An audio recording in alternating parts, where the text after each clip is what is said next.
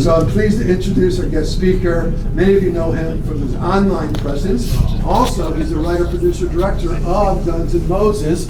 So I'm going to introduce Sal Litvak. Sal.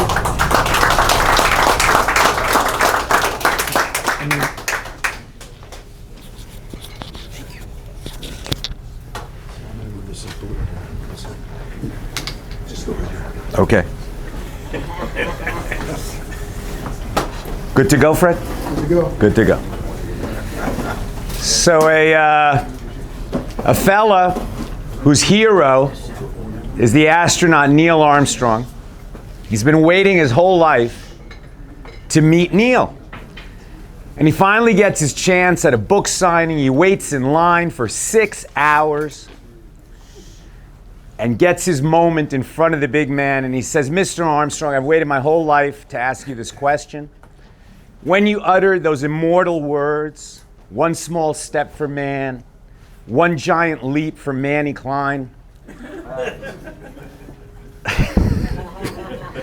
I just completely ruined the joke. No. That's all right, I'm going to keep going. One small step for man, one giant leap for mankind. Was that planned or spontaneous? And Neil Armstrong says, I'm going to tell you the truth. That's not what I said. I said one small step for man, one giant leap for Manny Klein. Manny Klein? Who the heck is that? He says, when Mrs. Armstrong and I were starting out, we were very poor. We lived in an old building with thin walls.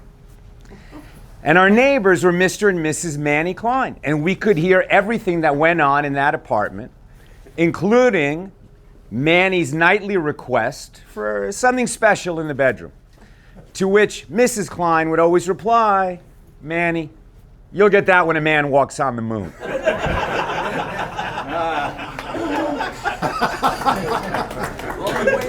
I tell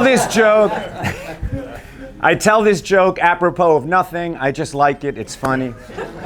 But I do share jokes, the greatest Jewish jokes of all time, as well as Torah and Jewish wisdom, Jewish history, what's special about our tradition. My wife and I run a platform called Accidental Talmudist. Some of you are familiar with it.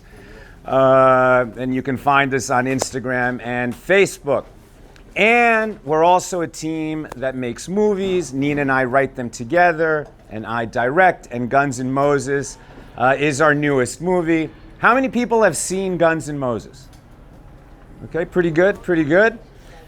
So I will not give away the ending of the movie in my remarks this morning. I hope you'll see it. It's on Amazon Prime. And I'll preface this actually by saying I just got back from Israel. I was there for the Israeli premiere of Guns N' Moses. The movie came out in theaters last summer, but we just had our Israeli premiere a couple weeks ago.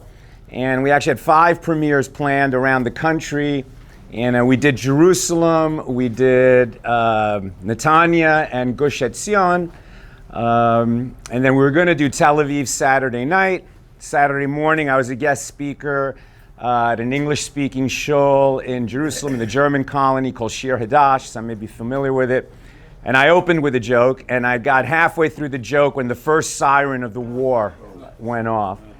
And so everybody just very calmly got up and walked into the miklat, into the shelter. It was a room smaller than this room, and is normally the baby room. And there was 70 people in there, and the babies and the moms. And there we were, waiting for it to clear. So Rabbi Pear said, okay, Sal, why don't you give your Devar Torah here? And finished it there. I will not forget that. But those first few days, we were in and out of shelters, like every hour. It's pretty serious. And thank God it's happening. Please God, this regime should fall. At the very least, they should be completely defanged. It's the greatest threat there is in the world. It's number one state sponsor of terror. But they just announced, was it yesterday? 2 days ago, that they are going after civilian targets. They are going after tourist sites. Every Jew around the world is a target for this regime. So, us here in California, in LA, taking our security seriously, I think all of us have been aware for some time that the threat level to Jews has been rising, not just from Iran. So taking our security very seriously matters. We got to do it. It's not for everybody to have a gun, but for those who are ready to step up and do it, it's necessary, it's important, and I'm sure that everyone in this room would agree, and especially the people training and Fred running the club, it's not enough to purchase a weapon and put it in a drawer and think you're protecting anybody. It's a perishable skill, and it's a skill that needs reps and muscle memory, and you got to be training so that if, God forbid, you ever need it, you'll be ready. So this is our third picture. First movie was also a Jewish movie, When Do We Eat? It's a comedy about a Passover Seder, very dysfunctional family Seder. Our second movie was about Abraham Lincoln and his closest friend, Ward Hill Lamon, U.S. Marshal Ward Hill Lamon, who also was effectively the president's bodyguard, saved his life more than once, and would have saved it at the end if Lincoln had not sent Lamon away 3 days before that fateful night at Ford's Theater. Why did Lincoln send Lamon away? See Saving Lincoln. And so for our third movie, basically our thought process started for it in 2019. And we had this large audience, for what we do in the Jewish world. So we wanted to make a Jewish movie. I wanted to make a thriller. It's my favorite genre. And to prepare for this movie, we watched a thriller a day for 2 years. Really went deep on the thriller genre. If you like thrillers, talk to me afterwards. I can recommend a few. And as we were sort of figuring out what the topic would be, or how the story would work, a couple of things happened. One is there was the shooting in Poway, California. Probably people are familiar or might remember that there was a Chabad synagogue on the 8th day of Pesach in Poway, California. A young neo-Nazi came in with an automatic weapon and killed a woman, Lori Gilbert Kay.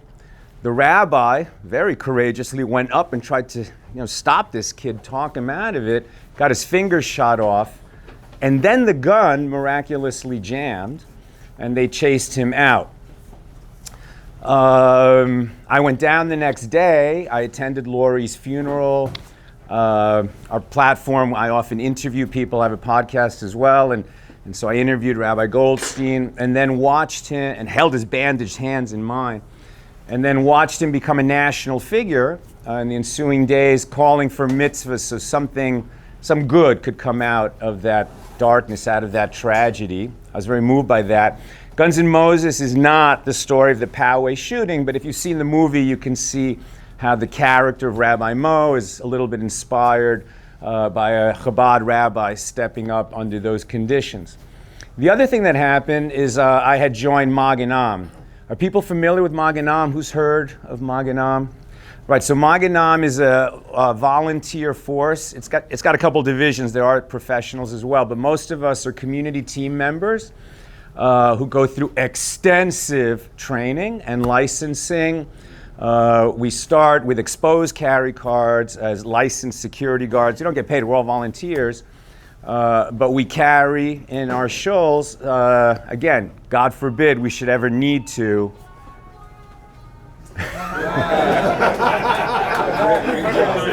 Sergio Leone, baby. Very good, very good. Really, God forbid we should ever need those skills, but if we do, we will not be a soft target. The Jewish community cannot be a soft target. We can't count on others to defend us. We have to be able to defend ourselves.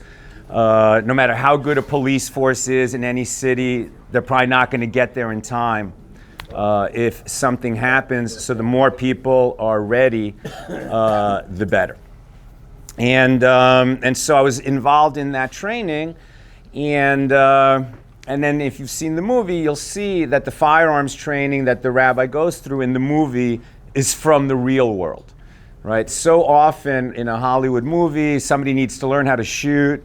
So what is it? It's 5 tin cans on the fence. He misses the first one. He hits the next 4. He's a dead shot. So that's completely not from the real world. In the real world, even at a short distance, people miss all the time. The adrenaline is pumping, the tunnel vision comes in, they're in conditioned black, they don't know what the hell they're doing. You're just not going to be able to handle yourself in an emergency if you don't have so many rounds under your belt in proper circumstances with good trainers, good teachers to help you. And what's great about something like this, I mean, I don't know what you guys have set up in there, but I know that you're also training in outdoor places. I mean, it's good to handle your weapon, in a booth, but it's also good to be in a place where you can move around, move around from cover, understand that it's always going to be a dynamic situation and not so controlled. And so, just the phraseology from the real world, slow is smooth, smooth is fast, let the bang surprise you, just add pressure, sight picture, things like that is how the rabbi learns in the movie, and it's from the real world. And a lot of firearms instructors and law enforcement and veterans have seen the movie and said, thank you for putting the real thing on the screen. It's so rare to see that. The movie came out this past summer, like I said, first in July in like 77 theaters, and then by September it was at 500 theaters. And it's good, but it really could have done better. That's the truth. We hoped that it would do better. And now that it's on Amazon Prime and other services, the word of mouth can really get out there. The marketing budget was under $2 million, which, in America today, that's just a drop in the bucket. It's hard for people to have heard of your movie. That's why word of mouth is so important. And believe it or not, our movie about tough Torah Jews who can stand up for themselves was off narrative for the New York Times. Big surprise there. And so we have a great cast: Christopher Lloyd, Mark Feuerstein, Neal McDonough, Dermot Mulroney, Jake Busey, Alona Tal. Just given our theatrical footprint and our cast and our level of production value, I mean, it's a proper Hollywood movie. It should have had 100 to 200 reviews. It has 11. And that's just ridiculous, It's just ridiculous, and that's being off narrative in the modern, legacy media landscape. I know that we don't talk politics here at Bullets and Bagels, and this really isn't politics, but there's kind of an improved narrative in the mainstream media, and if you're off that, then they, purposely suppress or put down or, shadow ban your product. And what's been so beautiful for us is that people find the movie, they tell their friends about the movie, and it's been steadily growing as it's become available. A movie like ours, just as an action thriller, you can see the trailer while you're sitting here, it's got a lot of action. That kind of movie normally easily sells 100 territories around the world. But that post-October 7th world, because it's a Jewish topic, because it's a rabbi with a gun, just a bunch of countries have not sold yet that would normally be automatic just on the action alone. October 7th really has changed the world. My mother was carried as an infant by my grandmother through a concentration camp. My grandfather died at a different camp. And it's a real miracle story, my grandmother, keeping an infant alive in a concentration camp. That should be your next movie. We're working on it. And, really miraculously, my grandmother was one of 4 siblings, and they all survived. She was in a camp. Her sister had stored up like a bucket of goose fat during the early days of the war in Hungary. And she later traded that bucket of goose fat for a farmer to carry her and her son out of Budapest and hide her. It's just amazing, what desperate times, how things become, when people are hungry, and what can actually become a thing of value. And one of the brothers had a non-Jewish girlfriend who was a nightclub singer, and she hid him in her dressing room for a year. And the fourth sibling escaped and was in England, spent the war in England. But I mention this because the four of them would always say to us, don't think that what happened to us could never happen here. Now, I'm growing up in America. I'm like, I understand where they're coming from, what they went through, but no, that could never happen in America. And I'm not saying to you it could happen in America. I don't think we're in 1930s Hungary or Germany in America right now. And yet, so many things have happened in the last few years that were not imaginable to us 20 years ago, 30 years ago, 40 years ago, when we were growing up. I mean, it is a different climate now. And attacks on Jews are increasing every day. Jew hate, it's something that used to be embarrassing and they would keep it quiet. That's gone. It's like this 80-year respite from brazen Jew hatred is over. These people are comfortable saying it. And I don't think it's doomsday talk to say it's probably going to get worse. Now, thank God we have allies. America is an incredible country. I'm so grateful to be here. I was actually born in Chile when my grandmother and my mom, after the war, they were in Soviet Hungary, which is better than the Nazis, but not much better. And they got out in '56, followed a relative to Chile. That's where my parents met. On my father's side, they'd been in Chile, fleeing the pogroms of Ukraine since about 1905. And then in Chile, when they elected a communist president in 1970, the Hungarian side of the family said, yeah, we've seen this before. We're out. And thank God that's how we ended up in America. So, with that family background, it's like it's a little extra perspective. You can see how things are developing, how trends are. It's just a time of caution, right? It's a time of caution. I think that the danger level is increasing. You have to take that seriously. You also have to take the training and the security and the responsibility of gun ownership. I would hope that everyone who has a gun also has the insurance, companies like USCCA or whatever they're called, but God forbid you should ever have to use your gun. There's the battle after the battle. There's crazy laws in this state and much of the country, and you defend yourself and then you're going to be sued. Okay, so you have to be able to defend that as well. That's pretty much who I am, what I have to say. I'm very happy to answer questions if anybody has any, and we can keep the conversation going. I got something you can add to your talk. My mom used to say, the next time they fire the ovens up, they're going to be microwave ovens. And the dark humor that we've always had is very important. But yeah, I mean, it's real. Something that my father always says is the difference between now and the last 2,000 years of persecution is that there is Israel. Thank God. So we have a place to go, and we also have an example of a strong Jew. The stereotype of, we have to just shuffle along, cross the street, get out of the way. I don't like that stereotype, and I don't think that's who we are anymore. So thank God. I think it makes a huge difference in the world that Israel exists. What a beautiful partnership that Israel and the United States have right now in confronting the evil of this regime. And I really, really pray that the Persian people, the great Persian people, can take back their country, which was colonized by this really despicable regime that has ruled it for almost 50 years. Yes, sir.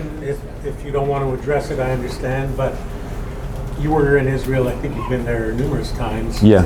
One of the big issues now, besides having enemies, so many enemies externally, is internally the debate between getting the Haredi community to serve in the military. Do you have any sense of movement there or things changing?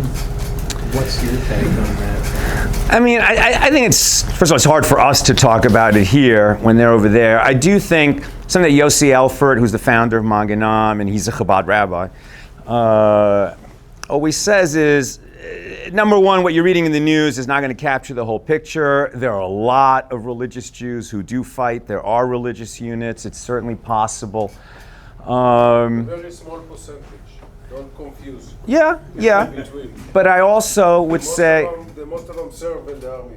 Okay, I would also say that somebody who is genuinely learning 18 hours a day, first of all, anybody can go and learn if that's an option that's available. It's not like you have to be born Haredi to go learn 18 hours a day. So if you're genuinely going to learn 18 hours a day, then you're standing your post, okay? I mean, I think history has shown that when Jews turn away from Torah en masse, we become more vulnerable, not less. So there have to be people who are learning. Beyond that, it's not my place to say, who should do what in Israel, at least not until I make Aliyah, and maybe we will. I'll tell you, when I was there just now, flying in, like already the American Navy was steaming there, and we knew something could happen. And I just said, on this trip, I'm living on HST, Hashem Standard Time. And, whatever Hashem has in mind for me, it's fine. I'll go with that. So I gave that talk Saturday morning. We're supposed to have that screening Saturday night in Tel Aviv, another one Sunday morning in the Old City. And then I had a ticket to come back home on Sunday night. And, of course, that was canceled. And then people started talking about Egypt or Jordan, how are you going to get home? And I just said, when El Al rebooks me, that's when I'll come home. And it ended up being 9 days later. I do recommend, if you're going to Israel, fly El Al. It's just... If you know you're going to still someplace else. And on the way out, so I was one of the first that they rebooked back. And it was like, they said, don't call us, we'll call you. And they just rebooked me. And the reason that there's so limited flights and limited numbers of seats on the flights, I saw when I went back to Ben Gurion on the way home. So, like come in with my suitcase and there's the security like they always have. Did you pack your own suitcase? Has it been in your sight since you packed it? Woo, woo. And we got a siren right there in the airport. I'm like, where do we go? He said, leave your suitcase right there, come with us. And everybody in that, that kind of ticketing area hallway in Terminal 3 went into the stairways down below to shelter. And then later, when we were at the gate, there was another siren, and that's a different shelter area. So the reason that everything's so limited is they don't have enough shelters in the airport to handle a crowded airport. And so the bottleneck, now it's starting to open up a little, but the bottleneck of how many people they could run through the airport is based on the number of shelters in the airport. And I guess on Friday they hit the Old City. I think it might have been debris from an intercepted missile, but in the Old City there's no shelters. And as I learned, like maybe the third day of the war, I was in the Old City, I was making a video, because that was Purim, or I think it was Purim that day. It was Purim everywhere else, but in Jerusalem, it's Shushan Purim, so Purim is a day late there. And I was making a video in the Churva, in that square, and siren came, and there was a yeshiva guy next to me. I'm like, where's the shelter? He's like, this is it. In the Old City, there's no shelters. So it just kind of went under the arches in one of those passageways. And generally stuff doesn't fall there because you're so close to the Kotel, but Iran is just totally indiscriminate. They'll send them anywhere, and we'll see how this develops. This is just something, living here in California, I can't comprehend, but I have now counted 4 times where the sirens went off and you had to, how many times did this happen in your last visit in Israel? How many alarms? Oh, it was 12 times the first day. Yeah, in and out of the shelter, in and out of, you have your shelter buddies. It's like you went to the restroom less. Yeah, and in the middle of the night, which kind of sucked, you just couldn't sleep. Everybody from the last maybe 3 weeks ago, a month, everybody sleep at the bunker. They're not sleeping in the house. Yeah. My family is sleeping in the shelter. And there are people having weddings in the shelters, so they won't be interrupted. Might as well just have the wedding in there. And there's many different kinds of shelters. So, I was like in all different kinds, parking lots, high end with TVs and playgrounds underground. Just people who set up like tables with puzzles and a little cafe. Walking to a friend's house in Jerusalem, a siren went off, and then you're just like looking around, and people invite you in, and now you're meeting new people you never would have met otherwise. It's a country that manages. Israelis always manage, so they have found a way to make it work. Yes, sir. Yeah, first I want to thank you for putting this, I think it has, big cultural impact. Just an armed Jew, and defending themselves, and that's like a no-no. Thank you. There's a scene, in the movie as well, where Rabbi could have gone Dirty Harry style, but instead was a responsible gun owner. But looking at the Jewish Community Center, we had the incident in Colorado that could have been ended at any time if one person was armed. Yeah. And the Jewish Community Center in Long Beach, right on the sticker while you walk in, says like no concealed carrier, no gun. And it's like they're advertising as an easy target. And what do you think it is where they're not taking it seriously? I mean, sadly, too many Jews in America, it's like their politics it's a group of politics. Like all these things go together. And so Tikkun Olam and gun control, and those things don't have to go together. There's all kinds of ways that you can benefit the world. Obviously there should be sane and rational gun laws. I mean, I think that insane people who are a danger to society shouldn't have guns. But I do think that these attitudes are changing. I think people are waking up to the reality of who we are and who we thought our friends are, and who are not our friends that we might have thought would be. And people are getting a little bit wiser. I mean, I can just tell you that in the Frum community, in the religious community, it's totally different. Everybody takes safety really seriously. There's so many small shuls that can't afford a whole armed security detail.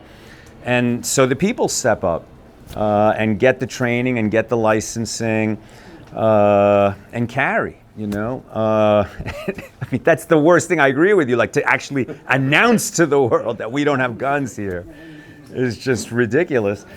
I just pray for our safety. There really are bad people in this country. The borders were open for several years. I don't know who the hell is here and what kind of harm they intend to do. But we've got to take our security seriously. And that's why it's so great that Fred and everybody created this club, and the people who attend are here. And please take your training seriously. I'll just add like one little piece of Torah here. We learn the traditional, the Torah response to danger in times of danger from our ancestor Jacob, Yaakov Avinu, when he was preparing to meet Esau, his brother, who hadn't seen in 20 years, and the last he heard from him, Esau vowed to kill him. And so what did Jacob do? He did three things, and he did them simultaneously, and this is what Jews should always do simultaneously. Pray to God for help, attempt diplomacy, and prepare for war. You got to do all three at the same time. It's not one at the expense of the others. But that threefold response is the traditional Jewish response. We have one difference. We have the neshama and God. And the rest we'll take care of it. You know what I'm saying? No? When I'm saying the Jewish people have neshama. Yes, we all have souls, yes. Okay, and the second one, God will fix everything. If you believe of God. Absolutely, but he also gives us responsibilities. The responsibility too. Yeah. But what I'm saying is, over if you go to Jewish history, all over from day one until today, whenever tried to kill us, he disappeared. 100%. Disappeared. 100%. Amen. There's no, just to let you know, if there's no Jew on this earth, there's no earth. Amen. Amen. No, he's absolutely right. Just statistically, we're a very small people. People have been trying to wipe us out for 3,000 years. We should not be here. It's a miracle that we're here. It's because God said that he would never break his covenant with us. And so the Jewish people will always survive, and the people who come up against us will encounter Genesis 12:3. Those who bless us are blessed. Those who curse us will be cursed. You can be the stick in God's hand to hurt the Jewish people, but it never goes well for the stick. Every empire that's risen up against us is gone from this world. That will keep happening. But as individuals, we can be hurt. They can extract tremendous damage on us. And so, let's be ready as we can be to defend ourselves, our families, our communities. And that's why mornings like this are great. Fred, I don't want to take up more time than I should, but... I was just going to make a comment about gun ownership. Yeah. We weren't big gun people, as we were growing up. My father was a survivor of the Holocaust. He was 8 years old and hiding, on a farm. But, at some point in his life here in the States, he said, "I'm getting a gun." And I said, "Well, why, Dad? I mean, we have kids at home. We're not getting a gun." He says, "It's not going to happen again. It's not going to happen again."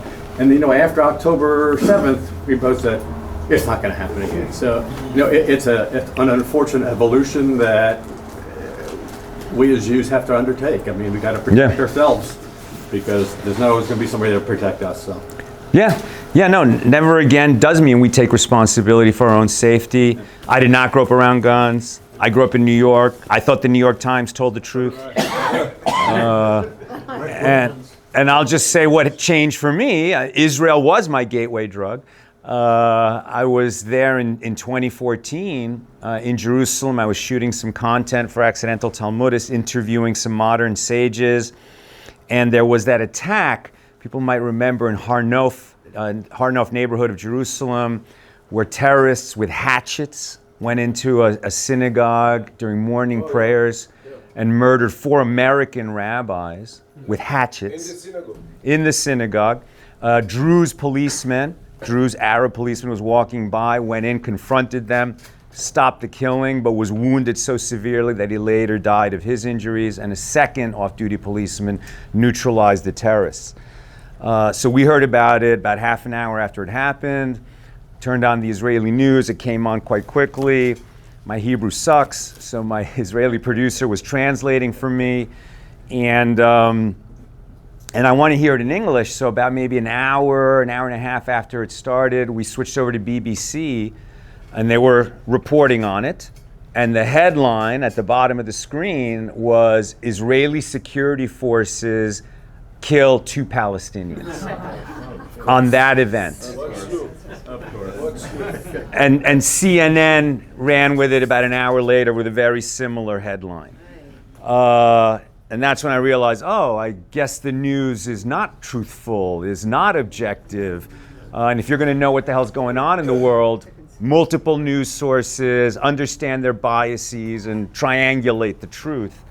But that was really the beginning of an awakening for me. And again, this is not a political discussion, but if you want to know what's going on in the world, you got to find news sources that are objective, but at least have opposing biases, so you can figure out what the hell's going on by reading these multiple sources. Okay. And thank you very much. Thank you. Sal, I know that you got several of these, but it's always nice. Oh, yeah.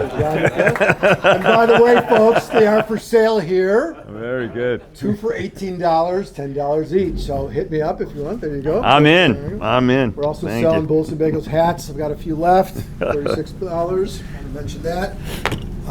And I've got you got to support the club and get the same thing. Bullets and Bagels shirt. I got a double XL for sale too. Sell the merch and online. And finally, people ask me all the time, what company did I use for my CCW insurance? And I use CCW Safe. So if you want some information about that, they're supportive of us. I think they're a superior company. By all means, do your research, but I'll leave some brochures out here. Sal, I want to get a picture of Sal and me together, please. Fred, where's that place located? Where? Which? That CCW place. Here, can you take a picture? Sure. It's back east. It's a kind of an insurance company. So, real quick, we'll get out shooting. For the camera, guys. Hold on. All right. Dramatic shot from down low. Very good. Anyhow, so again, thank you very much, Sal. It's wonderful to see you, and please join us more often. We'd love that. Thank you, Great. Fred. Thank you. All right, folks, I think we're all set. Any questions?